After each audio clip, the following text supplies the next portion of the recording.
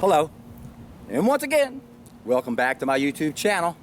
My name is John Rose, and as some of you might have expected, I'm going to take a closer look at acid reflux. Yes, I'm revisiting the mulberry tree once again. That young man asked me about acid reflux, and I gave him a brief explanation of what was going on. And of course, what we have with acid reflux is a condition where we don't have enough acid, and instead of having too much. And of course, the medical mentality doesn't understand how to build things up. They only understand how to knock things down. To them, everything is a war metaphor. They name our symptoms based on the effect. Now it becomes an entity. Now we got to get some weapons and attack that entity. We got to stop the process. That's what they think they have to do. That's why they're so far off base. But remember, our so-called experts have been tricked by the psychopaths who rule the world. And these psychopaths are all con artists, and they're all magicians. They're all masters of illusion. They're masters of misdirection. And they've done that to our so-called experts. They've misdirected them. They tricked them. And now they're in turn doing the same thing to us. They're tricking us. They make disease look like it's an entity, and they don't understand, and they're not taught that disease is a bodily process. You don't interfere with it. You understand what creates it, and you stop doing what it takes to create it. If I bang my head up against the wall really hard every day, 3 times a day, after 50 years, I got a big old knot on my head, I go to so-called experts. They're going to give that thing a name, aren't they? Instead of telling you to stop banging their head against the wall, they're going to try to treat that symptom. So that's all the name is. They don't look at the cause. And what's the primary cause with all of our conditions? There are things inside of us that don't belong there, or there are things we need inside of us that aren't there. So there's a lot of things that come inside of us that don't belong there. We have anatomical limitations.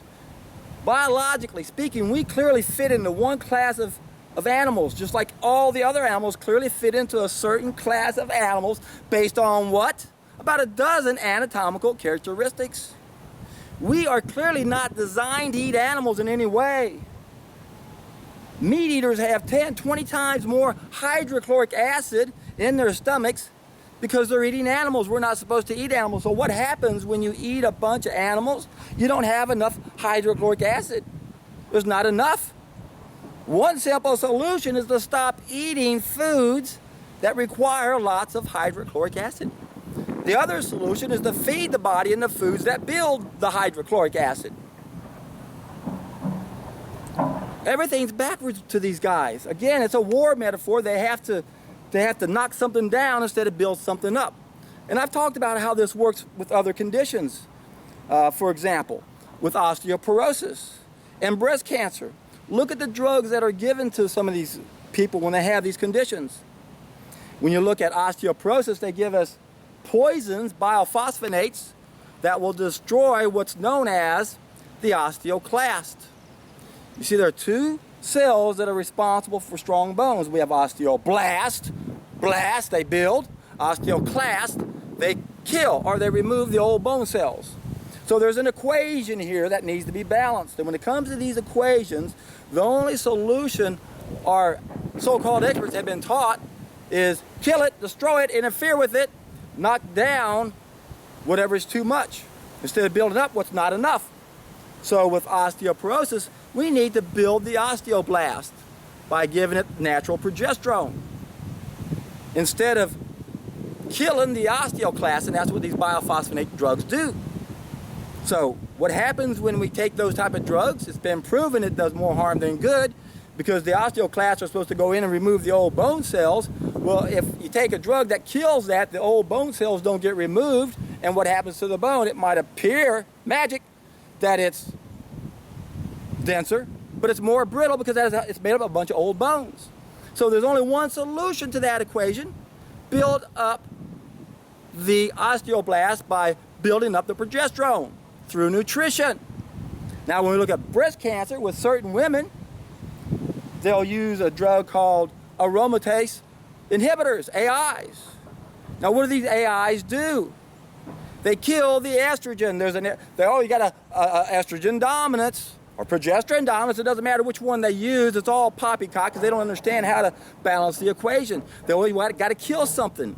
So these AIs are going to kill the estrogen to balance out that equation, because a lot of women are suffering from estrogen dominance, not enough progesterone. So what do these clowns do to balance out the equation? They want to go out there and kill the estrogen. And in the process, they're also going to kill the bones. So if you start taking the AIs, guess what? You're going to end up with bad bones, or they're going to send you to some clown that's going to give you some biophosphonates, and that's going to destroy the osteoclast, and it's going to get worse. That's why all drugs always lead to more problems. It's mind-boggling that we can actually accept something as stupid as a poison somehow going to make us healthy. We have to. It's an entity. We got to kill it. A cancer, chemotherapy. Hey, it's 500,000 times hotter than our blood. We're going to get it. That's what causes the cancer. And the wind is blowing, so I hope you can still hear me okay.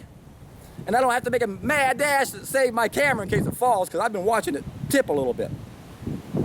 It's an equation you got to balance. Poisons are not in that equation. Don't destroy something. Don't destroy the osteoclast. Don't destroy the estrogen. Don't destroy the stomach acids.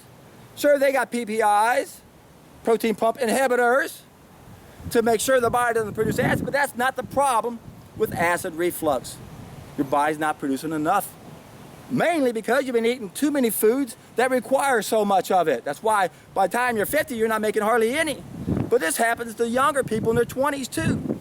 In fact, I'll never forget when I first got into this field, around 3 decades ago, a statistic I always threw around so much way back then was that look at the #1 over-the-counter prescription drug, or non-prescription drug, over-the-counter drug, Tagamet, for stomach upsets.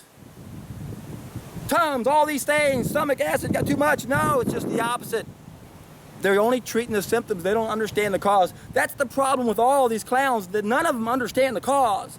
And as long as you truly don't understand the cause, you're going to be easily led to thinking that there is some sort of solution with a chemical.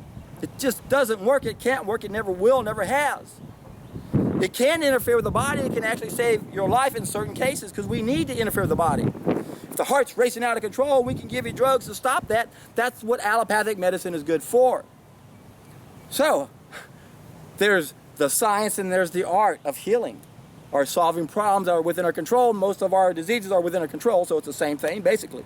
The science has to do with looking at our essential needs based on the law of cause and effect. We're living systems, just like all other living systems. We're subject to the law of cause and effect, just like all matter is subject to Newton's third law of motion, the law of action and reaction. Action, reaction, cause, effect. 3 stages of knowledge: thoughts, actions, reactions, beliefs, causes, effects. The things we think, the things we do, our lifestyle choices, the things that we get are diseases. We're doing it to ourselves. We're subject to this law, my friends. You can't negate it. And we have these anatomical limitations based on this law of nature. We do not belong in the class of carnivores or omnivores. We don't produce enough hydrochloric acid that's strong enough. We don't produce enough uricase that's needed to digest the uric acid in the meat. We, in a quarter-pounder hamburger, in a 4-ounce piece of meat, you got 16 grains of uric acid. We can only deal with 8 a day. Most people are eating at least that much 3 times a day. That uric acid has an affinity for our joints. Cause and effect. We have anatomical limitations. We can't swim in water and get the oxygen out of the water. We don't have gills, we have lungs. Our anatomy is not designed to eat any type of animal at all. Our intestines are way too long. That's out of the dozen or so characteristics, the #1 that sells me is the length of our intestines. It's clearly not designed to have something that's going to take that long to go through. 2 groups of needs. Science, that's the first group. You got it? Based on the law of cause and effect. That's linear. You see how it's linear? But then there's a ripple effect. There's also circular. That's the second group of needs. This is where the damage comes into play. This is where it can get a little complicated, when you have certain conditions that have gotten to a point where now the body's damaging itself. That's the art. And when we look at the art, there's a whole lot of protocols that we throw into the art. But most of those who are in that category don't understand the science, so that's the biggest way they are screwing up the law of cause and effect. They think they have knowledge of how to live, they think they know the ideal diet, but they don't. And this other group of needs, like I said, is based on the ripple effect. And this is based on the damage that we've done to ourselves. So now we have another group of needs. Again, two groups of needs. Cause and effect, the ripple effect, linear, circular effects become causes. I explained this in my previous video. I explained it many times. We may have damaged ourselves. And now, what do we do for that? Well, there's a lot of protocols that deal with the art.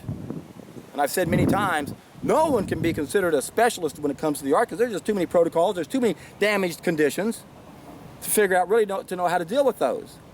But amongst all of those groups that are a part of the art includes our so-called experts, allopathic medicine. There's a time and a place to use allopathic medicine. If you're bleeding to death, if you need to control the body, if you're in an accident, you're in an emergency, there's a time to use those. We have birth defects. You could be born with something that's not working or somehow it's flawed and it can be repaired. There's amazing things we can do with that. There's a time and a place for that.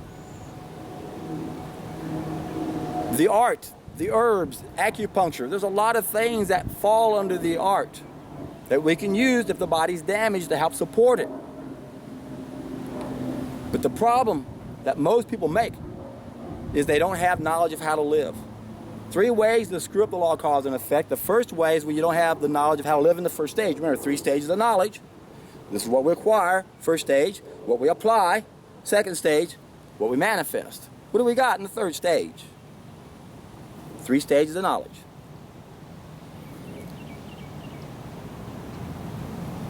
And if you don't have knowledge of how to live, cause and effect is always going to happen. Once you do something, you're going to get it unless you have a drug that's in the middle. That's where the doctors are to interfere with the body's communication process so that symptom doesn't manifest. So that's another way we screw up the law of cause and effect. The first way, don't have knowledge of how to live. That precedes the cause and effect. And cause and effect is always going to happen, so you don't have the knowledge and you don't understand the effect was your fault. That's our problem. We lack the wisdom to know the difference between a problem within our control and outside of control because our so-called experts don't know. And where are our so-called experts? They're stuck in between the cause and the effect to use their magic, potions, sorceries to interfere with the body's communication process. So remember, we have our belief system, lifestyle choices, and a feedback system. All of our diseases are part of our feedback system. And what doctors do is they're like magicians. Remember, the people who rule us, they're magicians. And it's all a trick, a con artist tactic, is to interfere with the body's communication. So when you look at most drugs, most of them fall under 2 main categories. Inhibitors, like these protein pump inhibitors, aromatase inhibitors, are blockers. And even some of the things called inhibitors are really blocking an action, or they're blocking an enzyme like aromatase. So our body has a lock and key communication system. We have hormones and enzymes that are like the keys, and they go into the locks, which are the receptor sites on certain organs. And the key goes in and turns, and then the organ does what it needs. Oh, you need some insulin, you need some thyroxine. You got some sort of enzyme or hormone telling a certain part of the body what to do. So what do doctors do? It's a magic act. They give us poisons that destroy the keys. So there are no more enzymes or hormones to communicate to the organs. Or they find some way to block the lock. Stick something in that organ so that it can't receive the hormones and the enzymes. It's a magic act. It's a trick. So that's what most of these drugs are doing. They're interfering with the body's communication system, our feedback system, to help us realize we're making a mistake. So obviously, treating the symptoms for lifestyle-related problems is a huge mistake. The word treatment in itself is a mistake, and it's sort of one of my pet peeves when I hear people say, no, you need to treat the cause. And I go, no, you got to remove the cause. Quit using the word treat. Treatments are for what you got. You don't treat what you do, you stop doing it. There are no treatments. You just change what you do. So, if you got acid reflux, what do? Well, you start eating the right foods, but what do you do in the meantime? Well, excuse me. What you do in the meantime is you can eat some celery. Try that next time. That's more of a prophylactic approach, like treating a symptom, but I guarantee it works. I was eating some mulberries earlier. Anyway, if you're eating what you normally eat and you start having that acid reflux, get out some celery and start chewing it. And what's going to happen is you're going to start getting some juices going, and you're going to go down there and be able to digest it. Again, it's a lack of juices, not too much of those. Even chewing gum works, but you never want to do that because that really throws your whole system off because it thinks you're supposed to be eating. But the ultimate solution is to realize we have anatomical limitations. We have two groups of needs. There's the science, the art. Don't make the biggest mistake most people make and not know what comes before the cause. Knowledge of how to live. We're not supposed to be eating meat. We're not supposed to be eating grains. We're not supposed to be processing our food. We're not supposed to be using chemicals. And we're not supposed to cook it. It's that simple. But then if the body's damaged, what do we do in the meantime? Well, a lot of us are going to be deficient in certain things that are going to help build what we need. So, not a bad idea to incorporate a lot of celery into your diet. You need some good organic sodium. In fact, in the summertime here in Houston, I'm always juicing and blending a whole bunch of celery to make sure I get plenty of sodium since I'm going to be out here perspiring. But remember, most of our diseases are coming from something that doesn't belong inside of us or something that isn't there that needs to be there. So we got to stop putting in the wrong foods. We got to start giving the body the nutrition it needs to build all of our essential components to everything. Whether it's to help make the right juices to digest food or whatever. You are what you eat, my friends. And the great thing about this is you can't step in the same body any more than you can step in the same river. Every second it's always changing. We're always building new tissues. And the only true cell food to build healthy tissues is raw food. And what you're going to find is that fruit is basically our salvation. And it's going to be demonized and attacked just like everything that's a hero. But the powers that be don't want us to figure it out. In fact, I was glancing at an article today, an older article by Mercola, who is so far off when it comes to nutrition. And he is quoting this research of this guy, Dr. Johnson, some stupid medical professor in charge of a kidney division, which just shows you how far off they are. And he was trying to figure out how to help people with diabetes. And he found that there was a connection with the uric acid levels. And of course they say, yeah, it's in meat, but then you're eating fruit, your uric acid levels go up. Fructose. And then they started doing all these research studies based using fructose. And they said, look, we fed these animals, fructose, and they developed diabetes. Well, you gave them fructose, you bozos. Yeah, we took a bunch of chimpanzees, and fruit has fructose in it, so we gave them the bananas, and they all developed diabetes. What a joke. What you guys don't understand is what causes disease. It's our own waste matter backing up into our tissues. We need the fruit to clean that system. That's why it's demonized. This article goes on to say how fructose is metabolized differently. Yeah, it's better. Doesn't need insulin. Goes right into the cells. What else did this guy say? Well, they brought up meat, but they didn't focus on it. And then they said something ridiculous like, limit your fruit to like 15 grams because it has all this fructose in it. And oh yeah, this is one thing they said that they know that fructose causes insulin resistance. What a joke. What a joke. What a joke. This clearly shows that they have no idea what causes insulin resistance. It's hyperlymphatic tension or lymphatic congestion. We got too much crap inside of our sewage system that surrounds all of our cells. When that happens, our cells can't get rid of their waste matter. I did a video called Type 2 Diabetes is Cellular Constipation. Because when our lymph system is oversaturated, our cells can't get rid of their waste matter, so now our cells have their own waste matter in there, and sugar can't go in. Simple solution is to clean up both your bathrooms, especially the bathroom that surrounds all of your fluids, so your cells can get rid of their waste matter and say, come on in, sugar, I got some room for you now. Simple. And yet what they do, demonize fruit. Tell you, you got to eat meat, which is where all your uric acid is at.